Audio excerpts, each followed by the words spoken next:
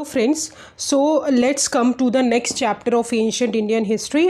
मैं सारे चैप्टर्स आपको कंप्लीट करा रही हूँ लाइन बाय लाइन, जो भी उसमें क्यों है, क्या है, कैसे हुआ, किस तरह हुआ, किस सेंचुरी में हुआ, वो सारी चीज़ें मैं आपको बता रही हूँ। बट मैं देख रही हूँ कि आप लोग लेक्चर्स नहीं देख रहे हैं, बिकॉज लेक्चर्स अगर आप नहीं देखेंगे तो आपको चीज़ें नहीं समझ में आएंगी, क्योंकि एनसीईआरटी एक ऐसी चीज़ है जो बहुत अच्छे से चीज़ों को एक्सप्लेन किया है। खासकर मेंस के लिए तो आपको एनसीईआरटी मस्ट है अगर आप पढ़ना चाहते हैं। प्रीलिम्स के लिए भी बहुत सारे पॉइंट्स जो हैं, बहुत सारे क्वेश्चंस जो आए हैं, वो डायरेक्टली एनसीईआरटी से लिए गए हैं। ठीक है, तो आई होप आप जितने चैप्टर्स भी मैंने आपको पढ़ाए हैं वो सब आप रिवाइज करते आ रहे होंगे। जैसे कि फर्स्ट चैप्टर हमने पढ़ा था कि importance of ancient Indian history, क्या इंपॉर्टेंस है, 5-6 पॉइंट्स पढ़े थे हमने। फिर सेकेंड चैप्टर हमने पढ़ा था कि क्या क्या सोर्सेस है हमारे एंशिएंट इंडियन हिस्ट्री के, क्या कंस्ट्रक्शन किया है, जैसे कि material remains, inscriptions, foreign accounts, ये सारी चीज़ें पढ़ी थी। थर्ड चैप्टर में हमने पढ़ा कि कैसी हमारी ज्योग्राफी रिलेटेड है इंडियन हिस्ट्री से। तो ज्योग्राफी वाला पार्ट हमने पढ़ा था कि रिवर्स हो गई, इंडस रिवर सिस्टम, गैंगेटिक, फिर हमारे हिमालयाज हो गए, हिमालयस के बाद जो गोदावरी वाली रिवर हो गई, विंध्यास वाली हो गई। तो ये सारी चीज़ें हमने पढ़ी। नेक्स्ट चैप्टर उसके बाद हमने पढ़ा pre historic period. Pre historic period में हमने 3 स्टोन एज पढ़े। पहला था ओल्ड स्टोन एज, जिसको हमने बोला पैलियोलिथिक एज, जो 500,000 से लेकर 100,000 बीसी तक था। फिर हमने पढ़ा मेसोलिथिक एज। मेसोलिथिक हमने 100,000 से अप्रॉक्सीमेटली 60,000 बीसी तक था। एंड उसके बाद पढ़ा new stone age which is new stone age which is neolithic age. फिर अराउंड 60,000 से ये हमारा 1000 तक था, हमारा अराउंड 40,000 से 1000 तक। फिर हम चैल्कोलिथिक पीरियड में आए। चैल्कोलिथिक हमने देखा 1300 से कुछ लगभग था। चैल्कोलिथिक पीरियड के बाद हमने हड़प्पन सिविलाइजेशन पढ़ा। हड़प्पन सिविलाइजेशन के बाद हमने पढ़ा ऋग वैदिक एज। ऋग वैदिक एज के बाद हमने पढ़ा, ऋग वैदिक एज का टाइम पीरियड था 1500 to 1000 बीसी। फिर उसके बाद जैसे ही 6th सेंचुरी बीसी में हमारा आयरन डेवलप हुआ, उसके बाद हमने देखा बहुत सारी चीज़ें चेंज हो गई लेटर वैदिक पीरियड में। तो लेटर वैदिक पीरियड जो था 1000 से 600 बीसी तक था। फिर हमने पढ़ा कि हमारे जैनिज्म बुद्धिज़्म जो है लेटर वैदिक टाइम पे आए। हमने देखा कि जैनिज्म बुद्धिज़्म इतना ज़्यादा ब्राह्मणिकल डोमिनेशन हो गया था कि शूद्रास और वैश्यास की कंडीशन बहुत ख़राब हुई थी। इसके कारण हमारे जो है जैनिज्म बुद्धिज़्म जन्मे। जैनिज्म बुद्धिज़्म ने बहुत सारा रिफॉर्म किया, और उसी टाइम पे हमने देखा at the time of Buddhism itself हमारी मगधन एम्पायर रेज हुई, क्योंकि बहुत सारे न्यू टाउन्स बने। ठीक है, तो मगध एम्पायर हमने पढ़ा। मगध एम्पायर में हमने 3 डायनेस्टीज पढ़ी थी, हरक्कन dynasty and then Shishunaga dynasty and Nanda dynasty. ठीक है, हर्यंक डायनेस्टी में हमने 3 रूलर्स पढ़े थे, which is Bimbisara, Ajatashatru and Udayan. Very important all the 3। Next हमने पढ़ा था शिशुनाग डायनेस्टी। शिशुनाग डायनेस्टी में हमने शिशुनाग और कालाशोक पढ़ा था। कालाशोक के टाइम पे सेकेंड बुद्धिस्ट काउंसिल हुई थी। थर्ड हमने पढ़ा नंदा डायनेस्टी। नंदा डायनेस्टी में हमने दो रूलर्स के बारे में पढ़ा, महापद्मनंदा एंड धनानंदा। ठीक है, तो धनानंदा के टाइम पे मैंने आपको पढ़ाया था कि अलेक्जेंडर इन्वेजन हुआ था। ठीक है, तो उसी के आगे ये चैप्टर का कंटिन्यूएशन है, इरानियन एंड मैकेडोनियन इन्वेजन। अब इरानियन एंड मैकेडोनियन इन्वेजन की अगर बात करें तो आपको पता है कि हमारा मगध एम्पायर, हमारा जो इंडिया था वो बहुत रिच था, उसके पास वेल्थ बहुत ज़्यादा है। ठीक है, वेल्थ कैसे ज़्यादा है उनको कैसे पता चला, क्या हुआ कि मगध एम्पायर हमारा पूरा सराउंड कर लिया था। मगध एम्पायर पूरा अवंती वाले एरिया को पूरा, जो हमने इसमें देखा था, ये देखिए यहाँ पे पूरा मगध एम्पायर हो गया था। पर नॉर्थ वेस्ट में कुछ टाउन्स थे, जैसे कि कंबोज हो गए, गंधार हो गए, जो कि हमने पढ़ा था। वो सब जो है वहाँ पे पॉलिटिकल डिसयूनिटी बहुत थी, वहाँ पे कोई एक एम्पायर नहीं था मगध के जैसा। ठीक है, तो पॉलिटिकल डिसयूनिटी का फ़ायदा उठा के ईरान ने इन्वेड करना स्टार्ट किया। तो नॉर्थ ईस्ट इंडिया जो है वहाँ पे स्मॉलर प्रिंसिपैलिटीज और रिपब्लिक जो थे वो मगध एम्पायर में मर्ज हो गए, जो कि हमने देखा। बट नॉर्थ वेस्ट इंडिया जो है वहाँ पे बहुत डिफरेंट पिक्चर थी। स्मॉल प्रिंसिपैलिटीज सच एस कंबोजास, गंधारस और मद्रास जो है एक दूसरे में लड़ाई करते रहते थे। अब ऑब्वियसली मान लीजिए हमारे घर में हम 3 लोग लड़ाई कर रहे हैं, तो कोई चौथा बाहर वाला आके एकदम आसानी से हम लोगों के माइंड को पढ़ सकता है। ठीक है, तो सेम ऐसे ही सेम ऐसे ही कंबोज, गंधारस और मद्रास जो है एक दूसरे में फाइट करते थे, और यहाँ पे कोई पावरफुल किंगडम नहीं था जैसे मगध एम्पायर था, वहाँ पे यूनिटी बहुत ज़्यादा थी। ठीक है, तो ये एरिया बहुत वेल्दी था, और इसको एंटर किसके थ्रू किया जा सकता था, हिंदू कुश के द्वारा। हमने 3 रेंजेस पढ़ी थी, हिमालयाज में हिंदू कुश, फिर हमने सुलेमान रेंज पढ़ी थी कि जो कि खाइबर पास से वो खैबर पास से घुसा जा सकता है। और फिर हमने किरतार रेंज पढ़ी थी जहाँ पे हमने देखा था कि वो उसको भी बोलन पास से पास किया जा सकता है। तो 3 पासेस जो हमने पढ़े थे जोग्राफिकल यूनिट में, तो हमने बोला था कि ये 3 पासेस से जो है इंडिया के अंदर आया जा सकता है। तो हिंदू कुश रीजन से जो है ईरानियन जो ईजिली एंटर कर सकते थे। अब आर्केमेनियन रूलर्स जो थे ईरान के, उन्होंने अपना अंपायर एक्सटेंड करना चाहा और उसी टाइम पे मगध अंपायर एक्सटेंड हो रहा था एट द सेम टाइम, ठीक है। तो इन्होंने पॉलिटिकल डिसयूनिटी जो थी नॉर्थ वेस्ट इंडिया में, जैसे कि हमारा कंबोजास, गंधारस, इन सब में लड़ाई चलती रहती थी। तो इनके डिसयूनिटी की वजह से इसका एडवांटेज उनको मिला कि वो जो है एंटर कर जाए थ्रू हिंदू कुश रीजन, ठीक है। तो उनका सबसे इंपॉर्टेंट रूलर था Darius. Darius is a very important ruler of Iran. उन्होंने नॉर्थ वेस्ट इंडिया में आए 516 BC में और उन्होंने पंजाब को एनेक्स कर लिया और जितना भी वेस्ट इंदस और सिंध के वेस्ट वाला पार्ट था उन सबको उन्होंने एनेक्स कर लिया, अपने अंदर ले लिया। अब ये जो जो एरिया था इंडिया का, ये एरिया उनका 20th प्रोविंस बना और वहाँ पे स्ट्रैपी बोलते थे। आई थिंक मैं अगर गलत प्रोनाउंसिएशन कर रही हूँ तो आप एकदम सही कर लीजिएगा, ठीक है। 20th प्रोविंस था ईरान का जो कि हमारा इंडिया का बना, ठीक है। अब अगर हम इस रीजन की बात करें तो हमने देखा था कि पंजाब वाला एरिया जो था बहुत फर्टाइल था, ठीक है, बहुत फर्टाइल था, बहुत पॉपुलस था। तो ये एरिया कहीं ना कहीं उनके अंपायर में बहुत ज़्यादा एडवांटेज पहुंचाया, ठीक है।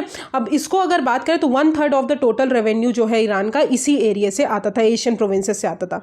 फिर नेक्स्ट इंपॉर्टेंट रूलर आए ईरान के जेरेसिक्स, ठीक है, जो कि सक्सेसर थे डेरियस के। उन्होंने बहुत सारे इंडियंस को एम्प्लॉय किया कि ग्रीक्स के अगेंस्ट ऑफ वॉर लड़िए, ठीक है। अलेक्जेंडर जो थे वो हमारे ग्रीक्स से बिलोंग करते थे, उनके खिलाफ लड़ाई लड़िए, ठीक है। तो इसके कारण हमने देखा कि इंडिया जो है तब तक ईरान का पार्ट रहा जब तक अलेक्जेंडर ने लड़ाई नहीं की, अलेक्जेंडर जीते नहीं, ठीक है, ग्रीक्स नहीं जीते। तो this is all about Iranian invasion, ठीक है। तो आपको पता चल गया ईरानियन इन्वेजन क्यों आए। पहली चीज तो क्यों आए, तो क्यों इसलिए आए क्योंकि पॉलिटिकल डिसयूनिटी थी। जब भी आप कमज़ोर होंगे तभी आपको बाहर वाला अटैक करेगा, समझ में आया। इसीलिए बोलते हैं कि कभी भी हमको रोना नहीं चाहिए बाहर वालों के सामने। हमको जितना भी रोना है, हमारे पास जितनी भी प्रॉब्लम्स है, हम खुद में सॉल्व करें, हम बाहर वाले को ना बताएं। इसीलिए बोलते हैं, एक बड़े बुजुर्ग लोग बोलते हैं कि घर की प्रॉब्लम्स आपको बाहर नहीं शेयर करनी चाहिए। तो वही चीज़ मैं आपको समझा रही हूँ कि देखा आपने, हिस्ट्री भी हमको यही बोलते आ रही है कि जब भी हम पॉलिटिकल डिसयूनिटी होती है हमारे घर में या हमारे कंट्री में, तो दूसरा कोई फ़ायदा उठाता है और हमारे कंट्री में एंटर करता है। तो सेम ऐसे ही आप हिस्ट्री से बहुत सारी चीज़ें अपने आप भी सीख सकते हैं। तो ये हो गया हमारा ईरानियन इन्वेजन, ठीक है। अब हम देखते हैं व्हाट आर द रिजल्ट्स, क्या रिजल्ट्स थे, क्या इफेक्ट्स थे। अब ईरानियन इन्वेजन अगर बात करें तो जैसे ही हमारा ईरान ने बहुत सारे पंजाब वाले एरिया को इन्वेड किया, तो उसके कारण हमारे Indo Iranian trade and commerce बहुत ज़्यादा ग्रो हो गए। क्यों ग्रो हो गए? ऑब्वियसली इंडिया से लोग ले जाते हैं, इंडिया के फिर वहाँ से लोग ले आते, तो ट्रेड बहुत ज़्यादा बढ़ा, कल्चरल कॉन्टेक्स्ट भी बढ़ा। जैसे कि फॉर एग्जांपल खरोष्टी स्क्रिप्ट जो थी, जो कि अशोका ने बहुत सारे अपने इंस्क्रिप्शन में खरोष्टी स्क्रिप्ट यूज़ की है, जिसको हमने राइट टू लेफ्ट लिखते हैं। हमने ये पढ़ा था जब हमने इंस्क्रिप्शंस पढ़े थे, तो उसमें हमने 3 टाइप के पढ़े थे, खरोष्टी, ब्राह्मी एंड अरामिक, ठीक है। तो ये वाली 3 चीज़ें पढ़ी थी स्क्रिप्ट में। तो खरोष्टी स्क्रिप्ट जो है राइट से लेफ्ट लिखा जाता है और जो हमारी ब्राह्मी स्क्रिप्ट थी लेफ्ट टू राइट लिखा जाता था, ठीक है। तो खरोष्टी स्क्रिप्ट जो है वो ईरान से ही एक फॉर्म ऑफ राइटिंग जो लाई गई, ठीक है। तो ये एक हमारा कल्चरल रिजल्ट हो गया। फिर मॉडर्न स्कल्पचर्स जो है वो भी हमारे ईरानियन इन्फ्लुएंस से बने हैं। जैसे बेल शेप्ड कैपिटल, हम मॉडर्न एम्पायर पढ़ेंगे तब हम पढ़ेंगे, बेल शेप्ड कैपिटल जो है वो भी हमने ईरान मॉडल से ही लिया है। फिर प्रियम्बल जो है अशोका एडिक्ट्स का, उसमें जो वर्ड्स इंस्क्राइब किए गए हैं वो भी हमने कहाँ से लिया है? ईरान से लिया है। जैसे कि दीपी जो है ईरान में बोलते हैं, ईरान का टर्म है, बट लिपि जो है अशोका ने अपने जो इंस्क्रिप्शन इंस्क्राइब है उसमें यूज़ किया है, ठीक है। तो दिस इज़ कल्चरल कॉन्टेक्ट। फिर ईरान के कॉइन्स भी हमारे नॉर्थ वेस्ट फ्रंटियर रीजन में फॉर्म हुए, जिसके कारण हमको पता चलता है कि कहीं ना कहीं ट्रेड बहुत ज़्यादा बढ़ा। अब फर्दर अगर बात करें तो ईरानियंस जो थे और ईरानियन की वजह से ग्रीक्स को पता चला कि इंडिया में बहुत ज़्यादा वेल्थ है, इसीलिए अलेक्जेंडर जो है इन्वेड करने आए इंडिया को, ठीक है। इसी लालच में इंडिया को इन्वेड करने आए। तो क्यों आए? क्योंकि ग्रेट वेल्थ था। किसकी वजह से पता चला? ईरान की वजह से, ठीक है। So this is all about Iranian invasion.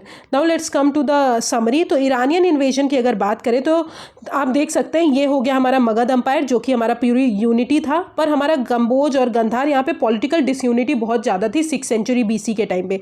याद रखिएगा ये सारी चीज़ें 6th सेंचुरी BC की बात कर रहे हैं, ठीक है। इसके बाद नेक्स्ट वाला चैप्टर भी पढ़ेंगे तो उसमें भी 6th सेंचुरी BC, मतलब ये ऑलमोस्ट मगध एम्पायर लेटर वैदिक पीरियड के बुद्धिज़्म जैनिज़्म जब आए थे उसी टाइम पे ये सारी चीज़ें हो रही थी। अब नॉर्थ वेस्ट इंडिया जो है 6th सेंचुरी BC में एक दूसरे से लड़ाई करते थे और वहाँ पे कोई पावरफुल किंगडम नहीं था, बट वो बहुत वेल्दी था, तो उसको ईजिली एंटर किया जा सकता था थ्रू हिंदू कुश रीजन। फिर हमने देखा कि जो भी हमारे ईरान के रूलर्स थे उन्होंने इंडिया की तरफ आना शुरू किया। क्यों आना शुरू किया? क्योंकि पॉलिटिकल डिसयूनिटी इंडिया में बहुत ज़्यादा थी नॉर्थ वेस्टर्न पार्ट में। सबसे इंपॉर्टेंट रूलर कौन थे? डेरियस। उन्होंने पंजाब को एनेक्स किया और वेस्ट जो इंदस और सिंध का था उसको भी एनेक्स कर लिया। फिर जेरेक्स है, उन्होंने बहुत सारे इंडियंस को एम्प्लॉय किया अगेंस्ट द ग्रीस और इंडिया जो है ईरानियन एम्पायर का पार्ट बन गया टिल अलेक्जेंडर इन्वेड इंडिया, ठीक है। अब इफेक्ट्स अगर बात करें तो इन्होंने ट्रेड एंड कॉमर्स बढ़ाया। सेकंड, कल्चरल कॉन्टेक्ट बढ़ाया। कैसे? खरोष्टी स्क्रिप्ट, अशोकान इंस्क्रिप्शंस, ठीक है। Iranian influence on modern scripture, well shaped capital. फिर एडिक्ट्स हमने देखा, प्रियम्बल ऑफ अशोकान एडिक्ट्स, ठीक है, लिपि और दीपी। फिर ईरानियन कॉइन्स हमने देखा जो नॉर्थ वेस्टर्न में बहुत मिले हमको। और ईरानियन इन्वेजन जो है कहीं ना कहीं हेल्प किया कि ग्रीक जो है इंडिया को इन्वेट कर सकते हैं क्योंकि इंडिया में बहुत ज़्यादा वेल्थ है। अब during 4th century BC Greeks और ईरानियन के बीच में लड़ाई होने लगी, ठीक है। उस किस लिए लड़ाई करते थे? क्योंकि ऑब्वियसली किसी भी रीजन को एक्सपैंड करना है और अपने आप को बड़ा बनाना है, अपने आप को पावरफुल बनाना है, तो उसको एक्सपैंड करना पड़ेगा। तो सुप्रीमेसी के लिए वो लोग लड़ाई करना शुरू किए। अलेक्जेंडर जो मैकेडोनिया के थे, जो कि ग्रीक्स थे, वो फाइनली ईरान एम्पायर को पूरी तरह डिस्ट्रॉय कर दिए और अलेक्जेंडर ने पूरी तरह एशिया माइनर, इराक और ईरान को कन्क्योर कर लिया। Okay, so this is all about Iranian invasion. Now let's come to Alexander invasion. अब अलेक्जेंडर इन्वेजन की अगर बात करें तो 4th सेंचुरी BC में ग्रीक और ईरानियंस लड़ रहे थे सुप्रीमेसी के लिए। फिर अलेक्जेंडर जो थे मैकेडोनिया के, उन्होंने पूरी तरह एशिया माइनर, इराक और ईरान को कन्क्योर कर लिया। अब यहाँ से अगर बात करें तो जो हमारे अलेक्जेंडर थे वो बहुत ज़्यादा अट्रैक्ट हुए इंडिया के ग्रेट वेल्थ की तरफ। हेरोडोटस जो कि फादर ऑफ हिस्ट्री थे और अदर ग्रीक राइटर्स ने बहुत ज़्यादा इंडिया के बारे में बताया था कि इंडिया जो है एक फैबुलस लैंड है और आप इसको पूरी तरह इन्वेट कर सकते हैं क्योंकि बहुत ही लैंड में बहुत ज़्यादा फर्टिलिटी है, बहुत ही अच्छा लैंड है, बहुत ही ज़्यादा वेल्दी नेशंस है। तो बहुत सारे रीज़न थे अलेक्जेंडर के इन्वेट करने के लिए। तो पहला रीज़न ये था कि ईरानियंस जो थे उन्होंने बता दिया कि इंडिया के पास बहुत ज़्यादा वेल्थ है। दूसरा रीज़न ये था कि बहुत सारे राइटर्स आए और बहुत सारे राइटर्स आए जिन्होंने बोला कि इंडिया एक फैबुलस लैंड है और अलेक्जेंडर को बोला कि आप इन्वेट करिए। फिर अलेक्जेंडर, थर्ड रीज़न ये है कि जोग्राफिकल जो इंक्वायरी थी और नेचुरल हिस्ट्री थी, अलेक्जेंडर को इन सब में बहुत ज़्यादा इंटरेस्ट था कि हमको ये सब चीज़ें जाननी है। तो अलेक्जेंडर इसके कारण भी इंडिया को इन्वेट करना चाहते थे, ठीक है। और फोर्थ चीज़ है कि उनको मिथिकल एक्सप्लॉइट्स जो था पास्ट कन्क्योरर से, उनसे वो बहुत ज़्यादा इंस्पायर्ड हुए थे और इसी कारण वो चाहते थे कि इन सबको हम जो है सरपास करें और हम जो है सबसे वर्ल्ड पावर बन जाए। अब पॉलिटिकल कंडीशन जो थी उनके प्लान को सूट किया क्योंकि पॉलिटिकल कंडीशन मैंने बताया जैसे कि वहाँ पे पॉलिटिकल डिसयूनिटी थी, इंडिपेंडेंट मोनार्की थी, ट्राइबल रिपब्लिक्स थे, ठीक है। तो अलेक्जेंडर ने देखा कि इन प्रिंसिपैलिटीज़ को बहुत ईजी है हमको कैप्चर करना। सो इसमें से सबसे इम्पॉर्टेंट 2 टेरिटरीज थी जिनके 2 रूलर्स थे। पहले थे अम्बी जो कि प्रिंस ऑफ तक्षशिला थे, जो कि हमने देखा था मैप में, और पोरस सेकंड रूलर थे जो कि झेलम और चेनाब के बीच में जो है उनका किंगडम था। तो इन्होंने बहुत ज़्यादा फाइट की अलेक्जेंडर से, बट अलेक्जेंडर जो है, अब हमने देखा सुलेमान रेंज में आ गए तो खाइबर पास से ईजिली पास हो सकते थे, खाइबर पास से ईजिली वो इंडिया में एंटर कर सकते थे। तो जैसे ही उन्होंने ईरान को कन्क्वेस्ट कर लिया तो अलेक्जेंडर जो है काबुल की तरफ मूव किए और उसी के रास्ते में इंडिया आ गए थ्रू खाइबर पास। तो खाइबर पास से इंडिया आए। अब नेक्स्ट 5 मंथ्स तक वो यही रहे। अम्बी जो कि रूलर थे तक्षशिला के, उन्होंने पूरी तरह अम्बी जो हमारा तक्षशिला था उसको पूरी तरह अपने अंदर इन्वेट ले लिया। जब वो झेलम एंटर किए तो अलेक्जेंडर ने पोरस से मिले और पोरस एक बहुत ही ब्रेव और करेजियस लीडर थे और रूलर थे जिन्होंने अलेक्जेंडर के साथ बहुत ज़्यादा लड़ाई की और अलेक्जेंडर ने फिर बाद में डिफीट कर दिया, मतलब हरा दिया पोरस को। बट उन्होंने देखा कि बहुत ज़्यादा इंस्पायर्ड हुए कि पोरस ने इतना ज़्यादा लड़ाई की, तो उन्होंने उनका किंगडम उनको फिर से वापस कर दिया, रीस्टोर कर दिया, बट उनको एक एलाई बना लिया। अब फिर उसके बाद फिर ये कहाँ की तरफ गए, व्यास रिवर की तरफ गए। व्यास रिवर की तरफ जैसे ही जाने लगे तो इनकी जो आर्मी थी उन्होंने रिफ्यूज़ कर दिया कि हम तो नहीं जाएंगे। क्यों रिफ्यूज़ किया? अब भैया हर चीज़ का क्वेश्चन आपके दिमाग में होना चाहिए, क्यों रिफ्यूज़ किया? तो पहला पॉइंट देखिए, आपको अंडरलाइन, जैसे कि मैं आपको एक चीज़ बता दे रही हूँ कि मैंने बहुत सारी चीज़ें जो है ओझा सर से सीखी है, एंड मैं उनको बहुत उनसे इंस्पायर्ड हूँ और मैं उनको बहुत मानती हूँ। तो ओझा सर से मैंने एक चीज़ सीखी है कि आप जब भी पढ़ें तो वहाँ पे वाई लिखें। क्यों? वाई। तो हर जगह आपको वाई लिखना है, क्यों ऐसा हुआ, क्यों ऐसा हुआ, क्या कारण हो सकता है, ठीक है।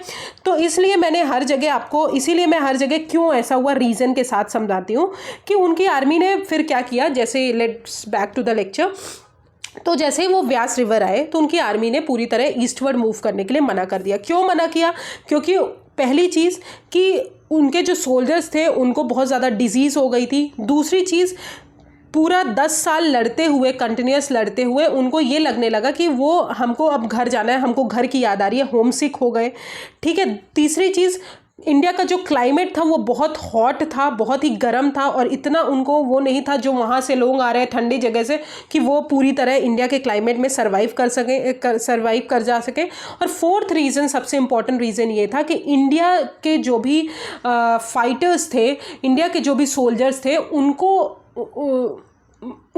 उनसे वो डरने लगे थे, ठीक है। तो अलेक्जेंडर के जो सोल्जर्स थे वो देखे कि इंडियंस जो हैं वो दूसरी तरीके से फाइट करते हैं, तो उसके कारण जो है वो नहीं जाना चाहते थे। फॉर एग्जाम्पल अगर बात करें तो ग्रीक हिस्टोरियन एरियन ने एक बार बोला था कि आर्ट ऑफ वॉर में इंडियंस जो हैं वो बहुत ज़्यादा सुपीरियर है देन द अदर नेशंस, ठीक है, उस टाइम पे। तो इसीलिए वो बहुत ज़्यादा डरने लगे थे और ये रीज़न भी मिल गया। फिर स्पेशली ग्रीक सोल्जर्स जो है वो बहुत ज़्यादा वीक थे इंडियन सोल्जर्स के आगे। ऑब्वियसली सबसे इम्पॉर्टेंट जो रीजन था जब हमने पढ़ा कि मगध एम्पायर, तो उसमें नंदा जो थे वो बहुत इंपॉर्टेंट थे, और हमने देखा कि धनानंद के टाइम पे जो है अलेक्जेंडर इन्वेट करने इंडिया आए थे, बट ईस्टवर्ड नहीं मूव कर पाए क्योंकि उनकी आर्मी जो थी बहुत स्ट्रांग थी, ठीक है। तो obviously it was the kingdom of Magadha ruled by Nandas who maintain an army far outnumbering that of Alexander. तो अलेक्जेंडर से भी ज़्यादा आर्मी उन्होंने मेंटेन कर दी, इसी कारण जो है अलेक्जेंडर इंडिया में इन्वेड नहीं कर पाए। Despite of repeated appeals of Alexander to advance, Greek soldiers जो हैं वो नहीं गए अलेक्जेंडर के बोलने पे। अब ग्रीक सोल्जर्स की अगर बात करें तो उनके लिए अलेक्जेंडर ने एक चीज़ बोली थी कि आप अपने से ही हारते हैं, आप दूसरों की वजह से नहीं हारते। तो अलेक्जेंडर जैसे अपने सोल्जर्स की वजह से ही हार गया क्योंकि उनके सोल्जर्स ने ही मना कर दिया, तो वैसे ही अलेक्जेंडर ने बोला कि भाई हम अपनी वजह से हारते हैं, हम दूसरों की वजह से नहीं हारते। फॉर एग्जाम्पल अगर बात करें, एक ऐसे आया था कि शिप जो है आजू बाजू पानी होने की वजह से शिप नहीं डूबती, जब शिप के अंदर पानी होता है तब शिप डूब जाती है। तो सेम ऐसे आया था, तो आप ऐसे में ये कोट कर सकते हैं अलेक्जेंडर का ये जो हमारा कोट है, इसको कोट करना चाहिए आपको। ऐसे ही आप चीज़ों को कोट कर सकते हैं। फॉर एग्जाम्पल, आप अपने माइंड से अगर कमज़ोर हैं तो बाहर आप कमज़ोर ही दिखेंगे। अगर आपके बाहर बहुत ही ज़्यादा बुराइयां हैं पर आप माइंड से बहुत ज़्यादा कमज़ोर नहीं है, बहुत ही स्मार्ट है, बहुत ही पावरफुल है, अपने माइंड के मन के लिए पावरफुल है,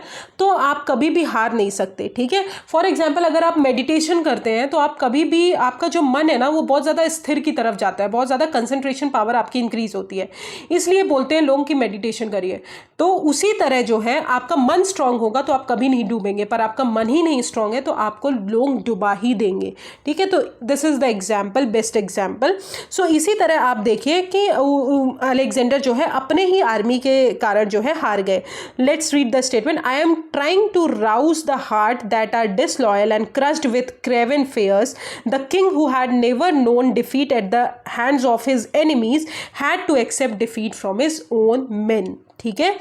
तो फिर उसके बाद ये धीरे धीरे अपना जो सोल्जर्स थे वो धीरे धीरे लौट गए और उनका ड्रीम जो था ईस्टर्न एम्पायर को इन्वेड करने का वो अनसक्सेसफुल रह गया। On his return March, Alexander जो है बहुत सारे स्मॉल रिपब्लिक्स जो थे जो उन्होंने इंडियन फ्रंटियर्स के लिए थे वो सारे रिपब्लिक्स उन्होंने दे दिया, ठीक है। और he had barely any time to organize his conquest, still he made some arrangements। ठीक है, तो मोस्ट कनक्योर्ड जो स्टेट्स थे उनको उनके रूलर्स को दे दिया गया और उनको उनकी अथॉरिटी सबमिट कर दी गई, बट उनका खुद का टेरिटोरियल पोजीशन था वो 3 पार्ट्स में डिवाइड हुआ, जो कि 3 ग्रीक्स गवर्नर्स के हाथ में गया, और he founded a number of cities to maintain his power in this area. Okay, तो अलेक्जेंडर के बारे में हमने पढ़ लिया, अलेक्जेंडर कैसे आए, क्या किए, क्या रीज़न था। ठीक है, अब इफ़ेक्ट्स अगर बात करें तो अलेक्जेंडर का पहला इफ़ेक्ट यही है कि एंशंट यूरोप जो है, पहली बार यूरोप को पता चला कि हम इंडिया के साथ, एंशिएंट इंडिया के साथ क्लोज कांटेक्ट बना सकते हैं। ठीक है, नेक्स्ट चीज़ हमको ये पता चला कि इंडियन जो प्रोविंसेस हैं वो बहुत ज़्यादा लार्जर है ईरान के। ठीक है, और ग्रीक्स को ये पता चला धीरे धीरे। थर्ड रीज़न यही है कि डायरेक्टली कांटेक्ट हमारा बन गया इंडिया और ग्रीस के बीच में डिफरेंट फील्ड्स में, और बहुत सारे 4 डिस्टिंक्ट रूट्स पता चले लैंड और सी पावर के, सी पावर, जिसके कारण हमारा ट्रेड एंड कॉमर्स बढ़ा। नेक्स्ट रीज़न अगर बात करें तो अलेक्जेंडर जो है जैसे ही जैसे ही इन्वेट किए तो बहुत सारे ग्रीक सेटलमेंट्स उस एरिया में डेवलप किए, जैसे कि अलेक्जेंड्रिया काबुल रीजन में, बोकेफला झेलम में, अलेक्जेंड्रिया सिंध में, तो ये सारे रीजन को उन्होंने डेवलप किए, और मॉडर्न एम्पायर जब तक नहीं आया तब तक डेवलप रहे। मॉडर्न एम्पायर आने के बाद वो पूरा रीजन उनके कब्जे में आ गया।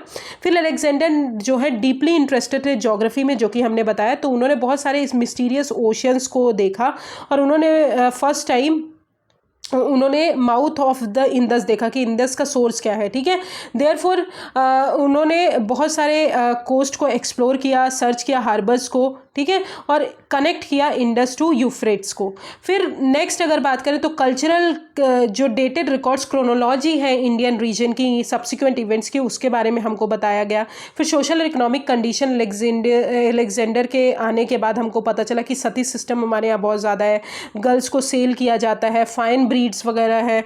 फिर आर्ट ऑफ कारपेंट्री पता चली, ये सारी चीज़ें, आर्ट एंड क्राफ्ट्स भी पता चली।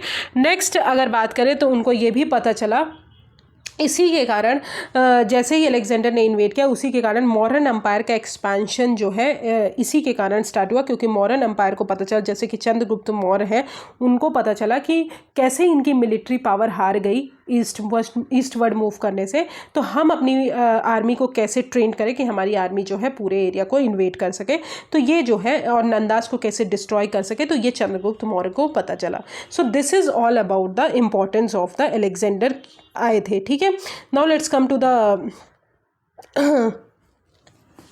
समरी। तो why Greeks want to invade India, क्यों इन्वेड करना चाहते थे? पहली चीज़ कि इंडिया के पास ग्रेट वेल्थ था। दूसरी चीज़, बहुत सारे राइटर्स ने बोला कि ये एक फैबुलस लैंड है। तीसरी चीज़, अलेक्जेंडर को खुद इंटरेस्ट था कि जोग्राफिकल इंक्वायरी और नेचुरल हिस्ट्री की इंक्वायरी कर सके, जैसे कि ईस्टर्न साइड जो था इंडिया का वो कंटिन्यूएशन था कैस्पियन सी का। फिर बहुत सारे मिथिकल एक्सप्लॉइट्स जो थे उनको जो है सरपास करने के लिए भी अलेक्जेंडर ने इन्वेट किया। अब ये प्लान जो है उसको सूट कर दिया गया। क्यों सूट कर दिया? क्योंकि पॉलिटिकल डिसयूनिटी थी नॉर्थ वेस्ट इंडिया में। ठीक है, और one of the important ruler थे अम्बी, जो कि तक्षशिला प्रिंस थे, और पोरस किंगडम जो था वो झेलम और चेनाब के बीच में था, और अलेक्जेंडर को ईजी हुआ कि वो खाइबर पास से पास कर सकते हैं। अब अलेक्जेंडर ने पहले अम्बी तक्षशिला को इन्वेट किया और पूरी तरह उसको अपने हाथ में ले लिया।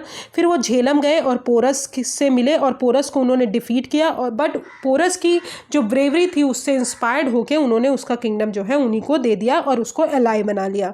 फिर वो ब्यास रिवर गए और फर्दर ईस्टवर्ड मूव करने से उनकी आर्मी रिफ्यूज़ कर दी। क्यों रिफ्यूज़ कर दी? What are the reason? पहली चीज़, सोल्जर्स जो हैं अटैक, बहुत सारी डिसीज़ उनको अटैक कर दी। दूसरी चीज़, हॉट क्लाइमेट था इंडिया का। तीसरी चीज़ कि उनको घर की याद आने लगी थी। और फोर्थ चीज़, उन्होंने देख लिया था कि इंडिया कैसे फ़ाइट करते हैं, इंडियंस के लोग कैसे फ़ाइट करते हैं। फिर हमने कोड देखा कि इंडिया के जो है एरियस ने दिया था, बोला था कि इंडिया के जो आर्मी वो बहुत सुपीरियर है। फॉर एग्जांपल, मगध में जब हमारे नंदास डायनेस्टी और धनानंद जब आए तो उस टाइम अलेक्जेंडर इन्वेट करने वाले थे, बट अलेक्जेंडर ने उनकी आर्मी देख के अलेक्जेंडर की आर्मी ने रिफ्यूज़ कर दी। फिर अलेक्जेंडर ने बोला कि आदमी खुद अपने लोगों की वजह से हारता है, दूसरों की वजह से, अपने एनिमीज़ की वजह से नहीं हारता। ठीक है, अब आते हैं इफेक्ट्स ऑफ अलेक्जेंडर इन्वेशन। तो पहला चीज़, क्लोज कॉन्टैक्ट। क्लोज कॉन्टैक्ट कैसे? यूरोप के साथ क्लोज कॉन्टैक्ट हुआ और पहली बार यूरोप जो है इंडिया में आए और और अलेक्जेंडर ने अपने एम्पायर में इंडियन प्रोविंस को ऐड किया जो कि बहुत लार्जर था as comparison to Iran. Next, establishment of direct contact between Indian and Greece, ठीक है, डिफरेंट फील्ड्स में, जैसे 4 रूट्स डेवलप किए गए, लैंड और सी के द्वारा ट्रेड इंक्रीज। फिर मोर ग्रीक सेटलमेंट बने, जैसे काबुल रीजन, फिर बोकेफला झेलम में, अलेक्जेंड्रिया सिंध में। फिर जोग्राफिकल अकाउंट्स की अगर बात करें तो ओशियंस वगैरह पता चले, उन्होंने कोस्ट को एक्सप्लोर किया, हार्बर्स को सर्च किया, ठीक है। फिर सोशल कंडीशन की अगर बात करें तो सोशल कंडीशन में क्षति सिस्टम प्रेवलेंट था, गर्ल को सेल किया जाता था मार्केट में by poor parents, fine breeds of oxen.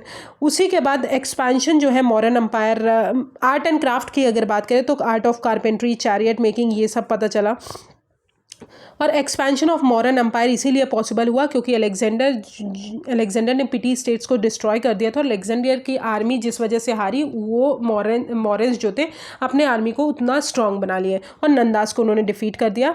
फिर build Indian chronology for subsequent events. So this is all about the effects of Alexander इन्वेशन। देखा कितना ईजी ढंग से मैंने आपको समझा दिया है कि आपको कोई भी प्रॉब्लम ना हो कि ईरान और अलेक्जेंडर ने कब इन्वेट किया, ठीक है। तो ये 6th century BC 4th century BC की बात हो रही थी जब हमारा मगध एम्पायर डेवलप हो गया था, ठीक है। अब क्वेश्चन देख लेते हैं। Give an account of Iranian invasion of India in 6th century BC, what were its result. तो ईरानियन इन्वेजन की बात करें तो ईरानियन में 2 किंग आए थे, डेरियस एंड जेरेक्स, जो कि क्यों आए थे, पॉलिटिकल डिसयूनिटी की वजह से नॉर्थ वेस्ट इंडिया में, और वो जो है पंजाब को एनेक्स किया, और जो हमारा वेस्टवर्ड पार्ट था इंडस और झेलम का, उसको भी उन्होंने इन्वेट कर लिया। फिर बहुत सारे इंडियंस को उन्होंने ग्रीक्स के अगेंस्ट वॉर लड़ने को, उनके इफ़ेक्ट यही थे कि उन्होंने जो हमारे मॉडर्न स्क्रिप्चर्स हैं उसमें हमने देखा, ठीक है, खरोष्टी स्क्रिप्ट हमने देखा। फिर हमने देखा कि वो ग्रीक्स को कहीं ना कहीं आइडिया मिल गया था कि हम कैसे लड़ सकते हैं। फिर narrate the history of Alexander invasion of India indicating a sketch map the route he took, ठीक है। तो वो स्केच मैप मैं आपको एक बार बना के दे दूंगी, इसमें ऐड कर दूंगी। What were the effects of Alexander invasion, तो I have written here effects of Alexander invasion. So this is the end of this chapter. I hope आपको सारी चीज़ें समझ में आ गई होगी, ओके। जो भी प्रॉब्लम हो आप कमेंट सेक्शन में मैसेज करिए, एंड प्लीज़ लेक्चर्स देखिए, ठीक है। Next, I will start state and Varna society in the age of Buddha. Okay, so thank you so much. If you have any problem, just comment me on the comment section. Thank you.